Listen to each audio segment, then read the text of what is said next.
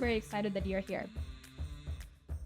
And it was that moment where I was like, this is what I want to do for the rest of my life. Hobby. I love to dance and sing. And I was like, I would love to have something like this one day. I used to watch a lot of TV shows. I'd record them on VHS tape. Knocking on the door. Yeah, well, you have to, right? And I remember the producer saying, oh, that's really good timing because we're starting a new series. I was very stuck with what I wanted to do with my life. I'm like, yes, I can research. Then I thought to myself, and it came from me, I was like, why don't I just apply to anything and everything? So by the time I was 18, I had my name on the credits. I promised to pet your pet every day. So Media City for me was like, they've got a whole city dedicated to media. 7 years in school and no thank you. No. And in my 1 week holiday, I had 5 interviews, 3 offers, and I signed a contract. Subhanallah. I appreciate it. Thank you. Like, look at my eyes. They see it's real. Like, I honestly heard a voice that said, just quit.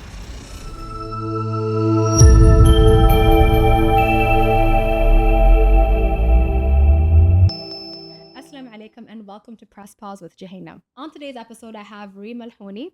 Welcome. Thank you, Jaheena. I'm excited to be here. I'm very excited that you're here. So, story time. When I was invited to come on Dubai One TV for the DXB Today show, I came on and I didn't know what to expect really, but I came in, I signed a couple forms. Somebody met me outside and what was his name? Shahir. Yeah. Yes, Shahir met me outside. He was a vibe. And then we went in, they touched up my makeup. And then I came on the set and I was really nervous because I actually have a fear of public speaking that I face head on every time I do public speaking. And when I came on the show, everyone was so nice. All the interviewers, it was such a vibe. And I felt the lack of pressure of having a huge audience. I knew there is going to be an audience eventually. And I thought to myself, there was like a baby wish that was made inside my heart. And I was like, I would love to have something like this one day. And then a couple of things happened to me in my personal life and with my career. And I was like, I feel like I should branch out and do something different. And then that baby wish, I was like, maybe I should have my own show. But how do I make my own show? How can I do it in a way where I have the creative freedom and I don't have to do what other people would want? And also, how do I work with a network? It was overwhelming. So I was like, YouTube, Diary of a CEO was one of my inspirations. But that moment where I had that tiny little wish inside came from something you created. Thank you so much for sharing. I'm really, really touched to hear that. And I think that's honestly why we do what we do. You know, a big part of it is to give visibility to individuals who deserve that visibility. Yeah. But I've noticed from many of them, similar to you, it does tap something deep inside, you know, where they suddenly realize, I can do this. I want to do this. How do I do this? Yeah. And the fact that you've taken that forward and created this, I mean, that's kudos to you, but I'm so, so glad and proud and happy to be here. So thank you. Yeah, exactly. That's why you got 2 hoodies today. Okay, I made 2 hoodies. Two hoodies. Yeah. I was like, take everything, take my house. So yeah, but really and truly, like, the work that you're doing is so incredible. And I followed you online for a while. It was actually from, I had 2 accounts, but now I focused it on one. But I had an aviation account that I had for much longer. So I was always following you on there and everything. And I think that's how your team coordinated with me. They were like, oh, we need somebody for aviation. And then they found my page. So really and truly, like, the work you do, mashallah, is amazing. Thank you. And before we get you to introduce yourself, for those who don't know you, we'll do a rapid fire round. So I'm ready. To know you real quick. Yalla. Okay. There's a 1-minute sound timer. When that's done, we're done. And just tell me the first thing that pops into your head when I say a word. Okay. That's it. Ready. Okay. Bismillah. Destination. Thailand. Dessert. Ice cream. Superpower. Oh, staying calm in all kinds of situations. Animal. Cheetah. Ooh, interesting. Bucket list item. Item? Oh, I want a Coca-Cola Arena box. I want my box. You deserve a box. Thank you. Yes, that's on the bucket list. It'll happen. Yeah. You're big on your vision board. I'm sure it's on your vision board. It is on my vision board. Phone application. Ooh, I guess I'm always on WhatsApp. Okay, yeah, same, honestly. Aroma. Definitely vanilla. Yeah? Yeah. Happy place. The beach. Board game. Settlers of Catan. I have no idea what that is. I should look it up. Podcast. Currently, Diary of a CEO. Yeah, same. Hmm. I love it. Hobby. I love to dance and sing. Oh, actually, that makes a lot of sense because I do see on your Instagram that you get everyone to get up and I get dance everybody to and sing. dance. I'm very, very militant about it because I really, really believe, it all started from an event, a Tony Robbins event, where he clearly said that the fastest way to change your psychology is to change your physiology. And that's why he makes people dance all the time. And I remember coming back from that event and I'm like, we're all dancing. And so it is literally a ritual every day because that's just the fastest way to change the mood, change the vibe, and get everyone on the right mindset and feeling positive. Yeah, exactly. And yeah, I do remember seeing that on your social media. Like with following you for as long as I have, I love the variety of what you put out because it really shows the depth of you as a person versus sticking to a niche, So thank you for that. And can you take a moment to introduce yourself to everyone? Sure, yeah. Well, the quickest answer is that I'm obsessed with the world of film, TV, and media. And I've been in it for over 25 years, and I've grown through this industry. In our industry, it's a very, clear ladder to the point where I was, head of events and executive producer at Dubai One and responsible for a lot of very exciting projects. And then 14 years ago, I started my own company, TI22 Films, where we continue to produce a lot of TV shows and content. And I also have another brand called Dubai On Demand, where we work with individuals to support them become more visible, because that's an area I'm very, very passionate about. Yeah, exactly. And I do feel like really successful people who are doing so much are struggling to have that visibility and do it with impact. But I think there are a lot of reasons for that. And I look at my own journey. So if you look, 10 years ago, you probably wouldn't have found anything of me online. But it's the last 10 years that really shifted, because I think culturally, I think sometimes it's culture. So in my case, female, Arab, like you, it's not traditional that you'd put yourself out there, So, my mom was always from the thought process of like, hey, what will they think? What will they say? So you have that at the back of your mind all the time, or the opposite, which is hayatuk ayn, which means they're going to give you an evil eye, exactly, So like with those kind of feelings, you're like, oh, this is a bit inappropriate. I'm not meant to do this. So with some people, it's cultural. And then with others, and I would say I probably was in this camp of I looked down on it for a long time. I always felt that people putting themselves out there, it was more of an ego trip. It was more of a vanity play. It was like, oh, look at me scenario. I didn't really connect it to growth or to business development, which is what I do now. So realizing that we're in an era where it's so important for you to be out there, and that's how you attract opportunities, that's how you get on people's radar. Now I'm all in on the other direction, because I've realized that it's not about vanity, it's about showcasing your capabilities and showcasing your credibility and attracting the opportunities you deserve. And I think so many CEOs and thought leaders aren't in that headspace. And it's how do you get them to see that what they have has value for other people, and they just need to start. So I think that's that whole piece I'm really, really excited about. Yeah, exactly. I'm excited as well. And also, I'm curious, why did you call your company TI22 Films? So TI22 stands for titanium on the periodic table. Okay. Yep. And it's actually both the strongest as well as the lightest metal. So it's the most unique. So I quite like the unique qualities behind it. So from that perspective, it's great to associate ourselves with something so rare. And nobody knows what it means. So it's always a great conversation starter as well. Yeah. Now that you mention the periodic table, I was like, oh, yes. Yeah. It clicks the minute you mention it. And so in present day, what you're doing is you're working with the media. So if we were to press rewind on your life, what was your childhood like? I was still obsessed with film and TV, even as a kid. So I was, I grew up in London.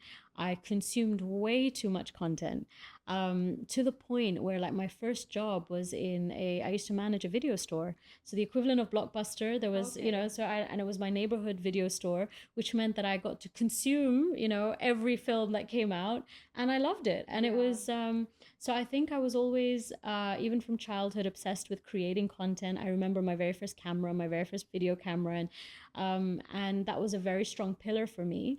And then when it came to that point where you start thinking about your career, my very first internship was at NBC when they were based in London, and I was 16 years old at the time. And that was the moment where I was finally in a TV studio. So I'd been watching all this TV for years, and now I'm in it. So the experience you had recently with DXB Today, Yeah. I had that at 16, and then I was in a gallery, and it was the live news show. And it was that moment where I was like, this is what I want to do for the rest of my life. And since that point, I've been incredibly focused on, going from one opportunity to the next to get to where I am today. Exactly. And during your time in the embassy studio, how was that? And then how did it slowly morph into the career that you've built today and your transition into coming to the UAE? So I was only at NBC for a summer. I was very young. I was 16. But it was definitely that click, that switch where you feel like this is it. This is what I'm going to do. And because of that experience, I just became very obsessed. So I used to watch a lot of TV shows. I'd record them on VHS tape, and then I would go back and play them back, and I'd write down all the names in the credits. And I knew, I knew that BBC was first name dot surname at bbc.co.uk, and I would just blanket email everybody.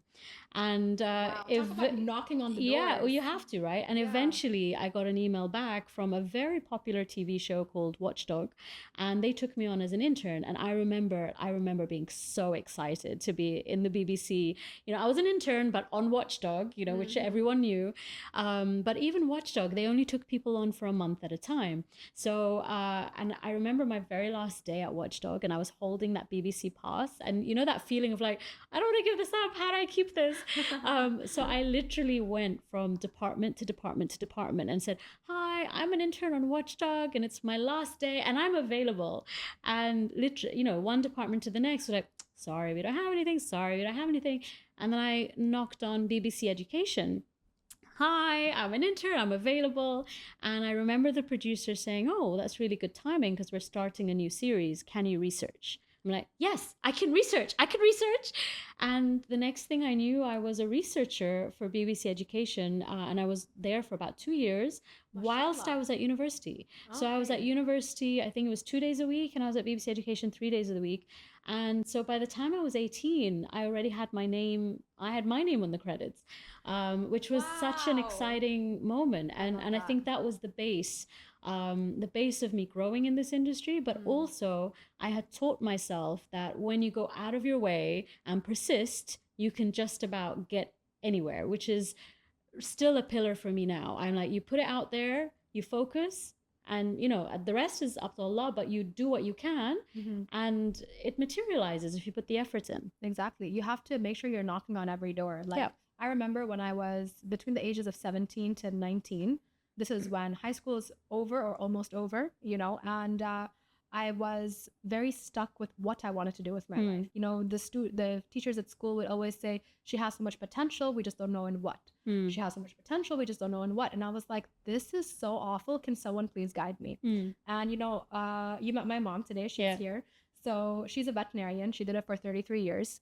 And she would take me to the clinic with her every weekend. And I was so good with the animals. That's where I learned my people skills. That's how I learned how to interact with people, getting people to trust me that I promise to pet your pet every day, and then they're comfortable knowing that you're going to get I was called the TLC specialist. I'd go and play with all the pets with my allergies that I still have to this day. But I'd play with all the pets and take care of them. So I was like, so am I just really good at playing with animals? So my mom's like, why don't you become a vet? And I researched it, 7 years in school, and no, thank you. No.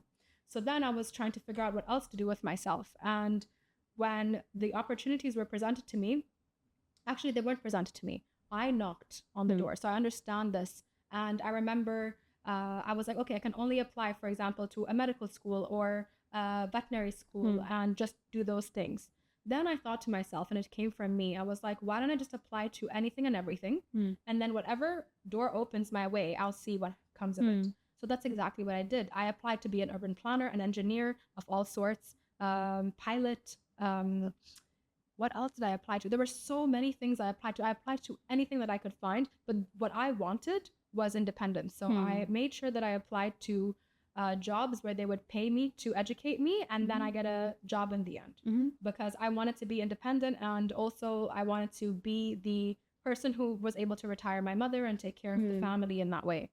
And I completely understand where you're coming from in a sense of you have to go and seek what you want and knock on the doors. Because Totally. how many no's did you get till you got a yes?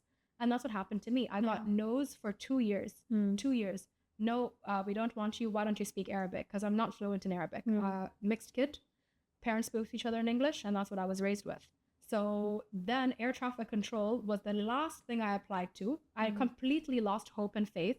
And I was like, I'll just apply whatever. And it was the only program that said, we specifically want English. And I said, even if, and I found out, I was like, even if it's the toughest job in the world, I will make it. Is it the toughest job in the world? Yes. It is literally known to be one of the most stressful jobs. So I completely understand. And I do agree with you. And I feel people need to really understand that you have to knock, knock, and then something will work out. You went through the credits. That's like so mind-blowing for me. I was like, wow, what a great idea. And to think I was quite young at the time, but it just, I think when you have that vision of where you want to be, you get creative, you do whatever you can. Exactly. And then subhanallah, with your hard work, what happened? You ended up being the person in the credits. Yeah. Like, like really, mashallah, like I'm so happy for you. Thank you. Even though you've achieved so much more since then, but Thank you. Really, that moment, it just made me so happy. And then how did you end up coming to the UAE? Was it shortly after that? So I worked my way up in the UK, everything from being a runner to a production assistant, production manager, assistant producer. In our industry, it's a very clear ladder. And then I'm a bit of a workaholic. So I work really hard, and I got to a point where I felt quite tired and I needed a holiday, and I was based in London, and I came to Dubai on holiday, and I came here in 2007. So it's been 18 years. And when I landed, I was like, it's sunny. When you come from rainy London, you're like, this is exciting. And then I discovered Media City. So Media City for me was like, they've got a whole city dedicated to media. And I went straight into Media City. And at the time, they used to print these guidebooks.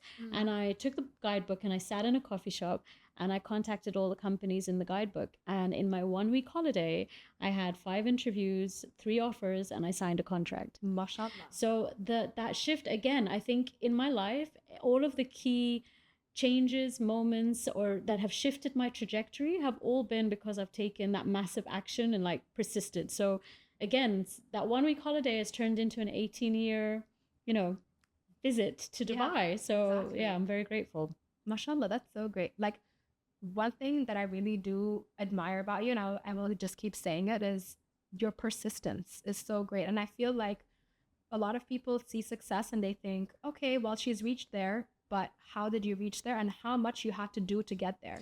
I think also in our industry, what people don't realize is that they're very long hours, they're very late nights, it's very hardcore. So, especially when you come, like in the UK, the competition is significantly higher. So you're also needing to prove yourself all the time. Yeah. So I found that, it is a difficult industry to work your way up. So if you've made it to this point, I think people who are typically 9 to 5 or office-based, they don't necessarily understand, the hard work that it does take to get to this stage. So yes, I'd agree. Exactly. I commend you for that. So mashallah. Thank you. May you stay this way and just continue to be as hardcore as you've been.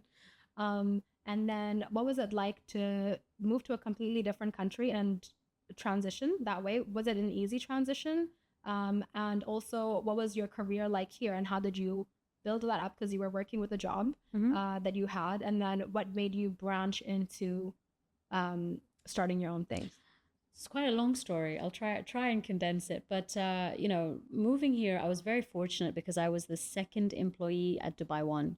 So at the time, prior when it was Channel 33 and then it evolved, they only used to acquire programming. So it was all shows that were produced in other countries, and they'd made a decision that they wanted to produce their own local content. So I am in a very fortunate position where I wrote, produced, directed the first English language show here, which is called Out and About.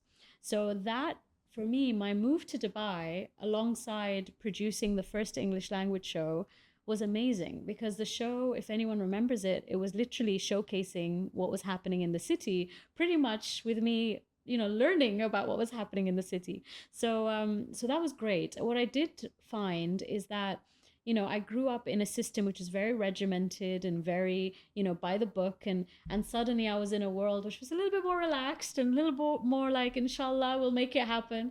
And so I think, that really helped me evolve in terms of my ability to work quickly and work under pressure, and where, you know, when you're used to things being so regimented and now you still need to pull things off in a very different environment. I think that taught me a lot.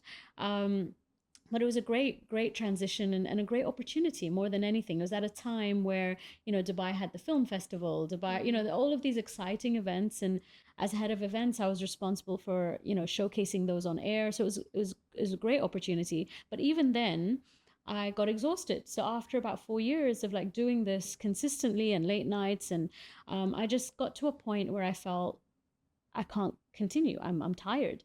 Yeah. And I also, you know, I often, when you hear people say, I heard a voice, I used to hear them say this all the time, and I'd be like, yeah, sure.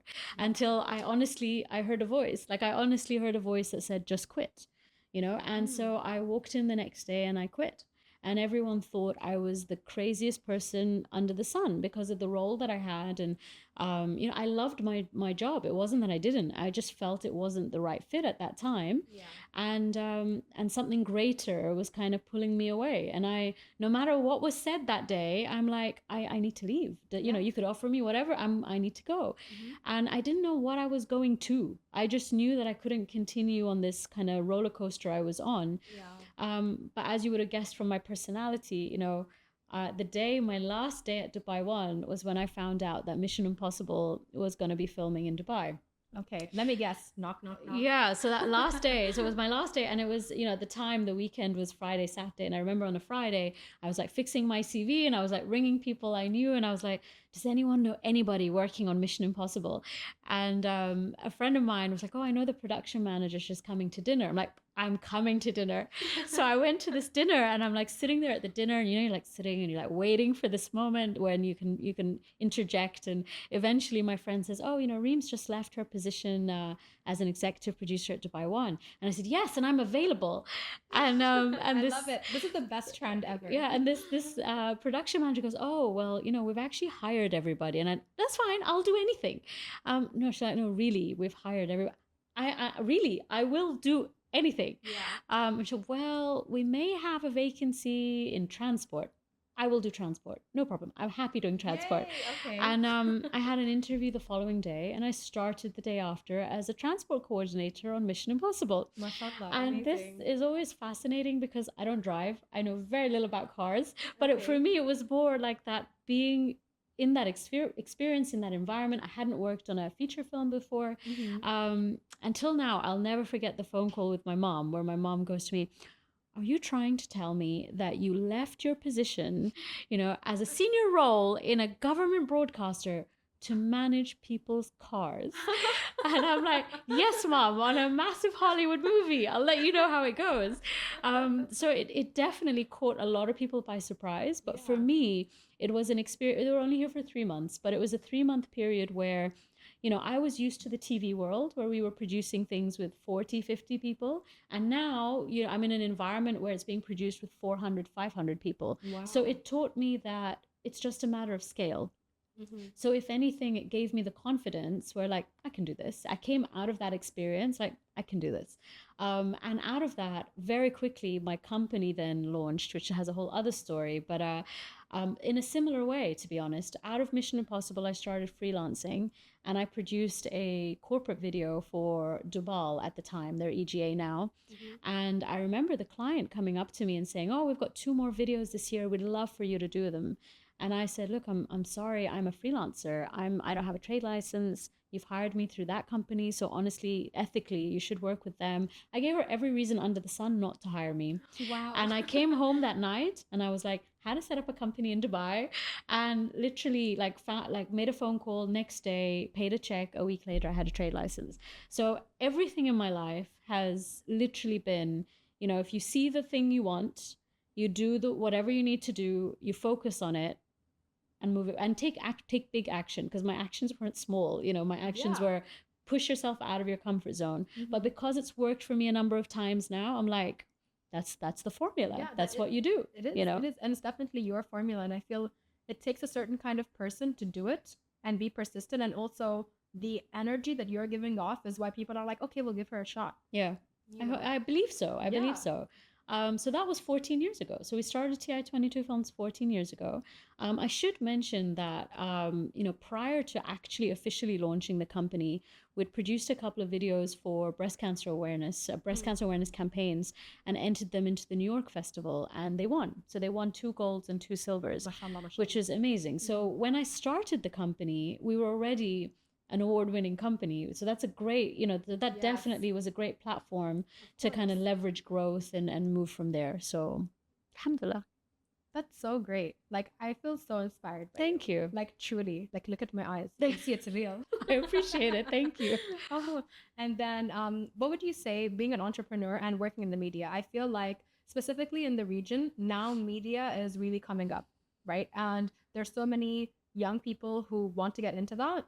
And then culturally, that's not a thing, right? Mhm. Like even in the podcast space, there aren't a lot of Emirati, Mhm. specifically Emirati women doing podcasting and things like that. There are women out there who are doing an amazing job, but it's just not much of a thing regionally. Mhm. So, what would be your tips for somebody who A wants to get into media, and then also from an entrepreneurial perspective, what have been the lessons that you've learned that you feel you would like to give a heads up to people about?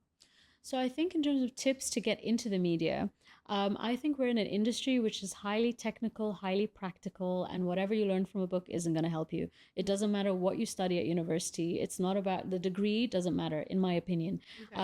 I studied media, but because I had this unique situation where I was working at the BBC and studying at the same time, I knew how big the gap was between what was happening in the real world and what I was learning in a classroom. So because of that, I think that anyone wanting to get in, it's about the practical experience you can get. So I truly am a big believer in internships. I'm a big believer in just getting your hands dirty and trying it yourself. Because for me, if I'm recruiting anyone, I don't care what the CV says. I want to see what can you film, what can you edit, like show me the content that you've produced. So that is number one. The second thing I would say is that our industry evolves all the time. You could sleep today, wake up tomorrow. There's a new trend, a new app, a new camera, we're just in a world of newness. So you need to stay as up to date as possible, especially because the technology and let alone AI, the whole industry is evolving. So you need to make sure you are up to date in order to be able to serve people in this current era. So I think those are probably the 2 key ones in terms of getting into the industry. In terms of what I think people should know from an entrepreneurial perspective, I think it's a difficult industry, and I think this part of the world is still behind, which also means there's an opportunity. Yeah. So it is about exactly what we've been talking about, continuing to knock on doors and being persistent. Because, I mentioned Dubai on Demand earlier. I launched that in 2014. So it's been just over 10 years. And when I launched it originally, the whole focus was on creating content on YouTube, because other parts of the world understood the impact of YouTube. We didn't do so well over here because I was going around and meeting people and they were like, oh, it's on YouTube. Oh, we thought it was on TV. And I'm like, but YouTube, no one was really understanding the power and the metrics and the targeting that was possible. Now we're finally in a zone, 10 years later, where everyone's understanding the power of YouTube. So I think because we're behind, something that I don't want to call it, well, maybe it was a mistake, but I've often been ahead. I've often learned from things in other parts of the world and I've tried to implement them almost a little too early. Because our market here wasn't ready for it. So I think it's just that balance of looking at what can you bring in that hasn't happened here yet, but not to be too far ahead that they still aren't ready to understand it or value it. Yeah, I feel like you're like a time traveler.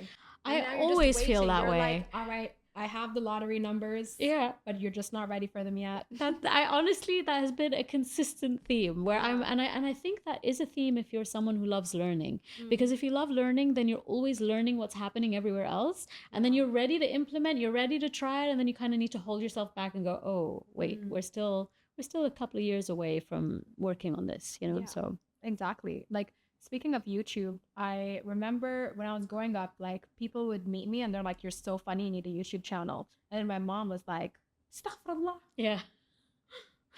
what are you gonna talk about?" Yeah. Even having my mom on the show it was like such a big deal, you know? I love it though. Like, Yeah, honestly, I think that we need to see more of that, because yeah, I think that's what normalizes things for everybody else when they start to see, like, this is okay, this is yeah, conversation, there's exactly. nothing taboo about it. So, Exactly. And yeah. like when eventually it took 3 seasons for my mom to say, fine, I will come on. But it was after persistent begging. Yeah. And when she came on the show, she really enjoyed it. And then I was like, Ma, shall we make a sister podcast? And she's just like, I don't think so. I don't know what. And then she came to me and she's like, so shall we talk about resolutions? And I was like, okay, then. Nice. And that's literally how we built like a second show. But even with YouTube and everything else like that, like I feel the thing I did learn from your channel and your Instagram was that YouTube is the number one platform that people are watching now, even over Netflix, Correct. which I didn't even know that. Yeah. So that's why I was like, oh. Yeah. So I following my instinct with making Mom's podcast at least exclusive on YouTube. I was like, follow that right, because a couple days later I saw your post and I was like, Subhanallah. But it's true, Yeah. because I mean, look at the variety that's available on on YouTube. And also the fact that the way YouTube operates is the only platform that you go in and you search for what you want. You go in and there's a search bar, you how to do X, how to do Y, and you get all that content served to you. So the way it operates is very different. But also what's happening more and more is I think there 52% of people are watching YouTube through their TV sets. So you're now actually, you're still having that living room experience, but they're watching YouTube content. So more and more people are, choosing it over Netflix because they're accessing it through the same screen. And I think you're going to see an even bigger growth in that in the coming years, because people are realizing its value. And the other thing I think we're going to see more of is higher production values on YouTube, because we're seeing more and more content creators who are able to go from YouTube to an OTT platform or to a broadcaster. Because the one thing I've learned in the last few years in the broadcast space is that they're not really ready to take risks and not really ready to spend money on new content ideas. What they are doing is they're looking at YouTube, and finding talent. I'm like, oh, okay, that's a talented individual. That's an interesting concept. Let's see if that can migrate to TV. And that's only going to happen when the quality of production is strong enough. Yeah, yeah, exactly. What is OTT they mentioned earlier? So Netflix, Apple, HBO, like all of these streaming platforms, they're known as OTT platforms. Oh, okay, all right. Yeah, I learned something new. There you go. If we were to press fast forward on your life, what would you visualize? I'm winning an Oscar. You are. Yeah, that's the plan. So I would have won it. Yeah, inshallah, I have faith. I've seen it. It's so the Oscar for sure. I definitely see, I happen to love the TV space. So perhaps maybe not all broadcasters, but I do anticipate having worked on more content that is on Netflix and Amazon and all the other platforms. And I'm very, very passionate about getting people more visible and giving them the tools to kind of just embrace their own knowledge. And so our community, we recently launched a community called Mission Visible, which is really just helping individuals, get out there. I see that community as being a global game-changing community. So those are probably the things I clearly see when I press forward. That's amazing. And do you work, is this just a program that you've created, or can people work with you like as a mentor? Can they just email you and then you work with them on a one-to-one basis, or is it as a collective? So people can, but in all transparency, my life is all over the place because, between the TV show, between the companies, I'm also heavily involved in a couple of other businesses in the networking space. So the objective behind creating Mission Visible is it is a community. So you have a group of individuals. We've got two groups. We've got a group that I've called the Tribe, who are all people who just love learning and want to be surrounded by like-minded individuals. And we have a group called the Clan, where I do work with them in an accountability group setting to help them get over some of their limiting beliefs and help them just start seeing how small steps can make a difference. But the key thing here is I don't claim to be a coach. I don't claim to be a therapist. I don't claim to be any of those things. I'm just speaking from a place of having experienced this myself, having, 10 years ago been the person who would have been too self-conscious to film myself, put myself out there, to now 10 years later understanding the full power of embracing your niche and being visible. I see so many people who are exactly where I was 10 years ago. So it's more about sharing what works for me and supporting them on that path. Yeah, exactly. Because even for me with my social media, with the podcast now, I'm posting so much more. but the creative team want me to do vlogs. And I was like, I don't know how I feel about that. And I know I have a lot of knowledge to share in a sense of the career that I've built, like being an air traffic controller for 11 years, being an instructor now, being an examiner.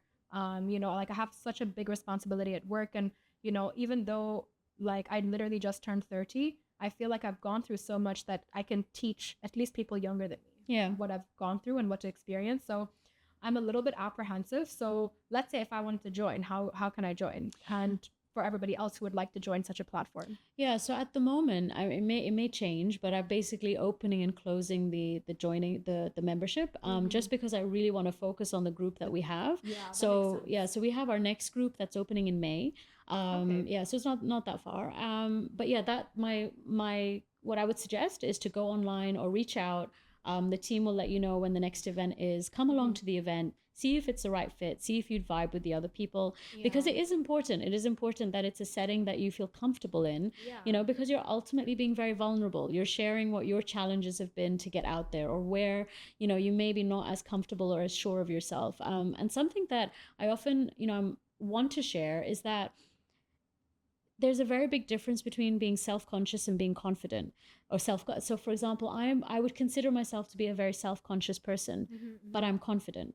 So so I get that a lot. Yeah. And then I think a lot of people go, oh, I'm not that comfortable in front of a camera. Oh, I've gone a bit more gray. Oh, when I lose the weight, or they discuss all these inner thoughts which are preventing them from being out there. I have all those same inner thoughts, but I'm confident in my knowledge, I'm confident in my expertise, and I'm confident that when I share it, other people will learn something. And I'm confident that's the same for you. Yeah. And I think whoever you are, whatever your experience is, you have something valuable to share to people who are behind you in the journey, which is exactly what you just shared.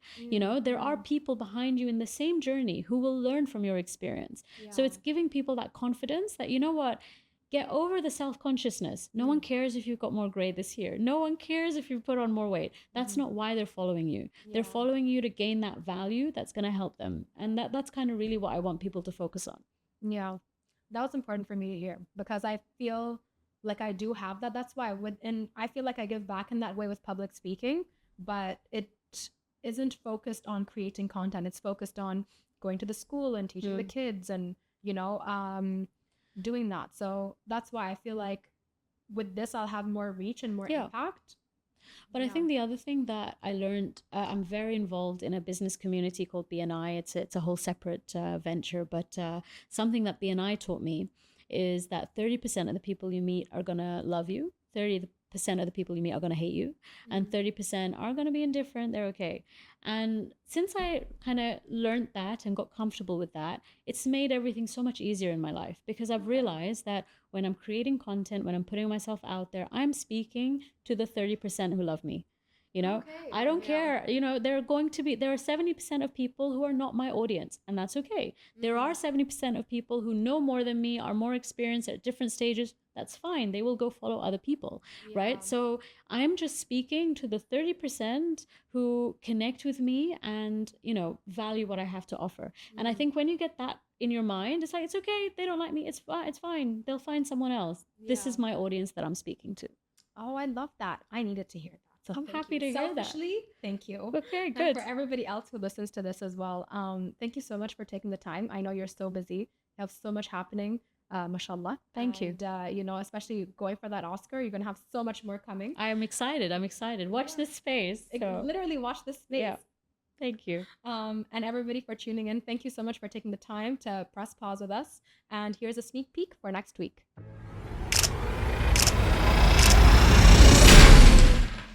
Sorry, I was so aggressive. I was like, bam, take it to her. Okay. Sure enough, within 2 weeks, I had the keys. What would you do if you won the lottery? How much am I winning in the lottery? Making adult friends are so hard. Yep. So hard. I'm telling the planet it's mine. Yes. This is what it's going to look like, and you make it happen. Internet trolls scare me. Wow. Okay. I didn't realize you drew them. Like, my Aura ring is screaming at me because my heart rate is super high because I'm stressed. I don't see the point in scaring myself. Like, why do that? There's just more of me, whatever. Like, I took it lightly. How do you want to be remembered? I love to binge. Love it. But I think you know, that spirit to run with new things as well is important. Based on a true story, I'm like, pause it. I need to make some popcorn and then I'm coming back. I think I'm grateful for all of my life experiences that have got me to where I am. Sorry, Mom, but she's my favorite family member. Like, I love her.